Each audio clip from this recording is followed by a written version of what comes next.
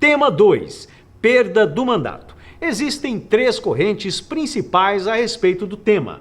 Primeira corrente: mesmo com a condenação criminal, quem decide se haverá perda do mandato é a Câmara dos Deputados ou o Senado Federal. Para a primeira corrente, a regra do inciso 3 do artigo 15 da Constituição Federal de 88 não se aplica a deputados federais e senadores. Isto porque, no caso desses parlamentares, há uma norma específica que excepciona a regra geral. Trata-se do inciso 6 e parágrafo 2º, ambos do artigo 55 da Constituição Federal de 88, que afirma expressamente que a perda do cargo é decidida pela respectiva Casa Legislativa. Confira, artigo 55. Perderá o mandato o deputado ou senador. Inciso 6, que sofrer condenação criminal em sentença transitada em julgado. Parágrafo 2º. Nos casos dos incisos 1, 2 e 6, a perda do mandato será decidida pela Câmara dos Deputados ou pelo Senado Federal por maioria absoluta, mediante provocação da respectiva mesa ou de partido político representado no Congresso Nacional, assegurada ampla defesa. Logo, para esta primeira corrente, mesmo o deputado federal ou senador tendo sido condenado criminalmente com sentença judicial transitada em julgado, ele somente perderá o mandato se assim decidir a maioria absoluta da Câmara dos Deputados ou do Senado Federal.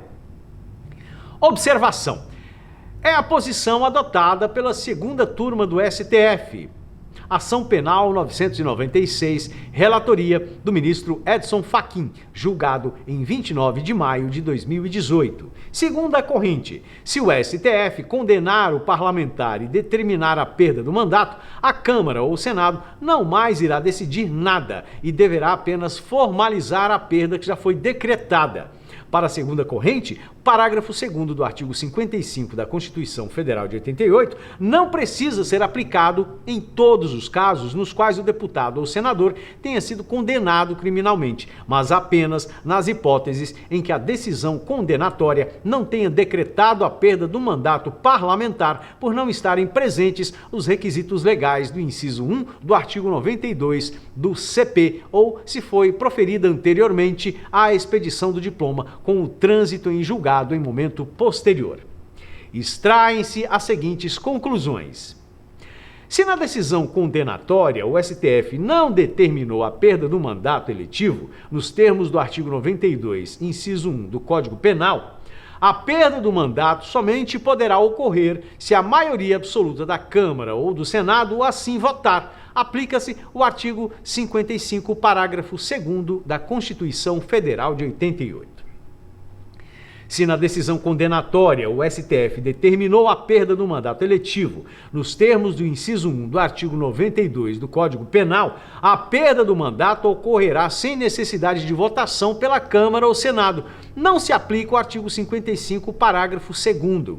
O procedimento estabelecido no artigo 55 da Constituição Federal disciplina circunstâncias em que a perda de mandato eletivo parlamentar pode ser decretada com base em juízo político. No entanto, esse procedimento não é aplicável quando tal perda foi determinada em decisão do Poder Judiciário como efeito irreversível da sentença condenatória.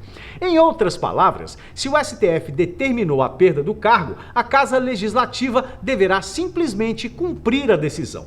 Se o STF não determinou a perda do cargo, mesmo assim, a Casa Legislativa pode entender que não é correto manter um deputado ou senador com mandato quando ele tiver sido condenado e decidir pela perda do cargo com base no parágrafo 2º do artigo 55 da Constituição Federal de 88. Logo, para esta segunda corrente, se o deputado federal ou senador foi condenado criminalmente com sentença judicial transitada em julgado, o STF poderá determinar a perda do mandato eletivo nos termos do inciso 1 do artigo 92 do Código Penal.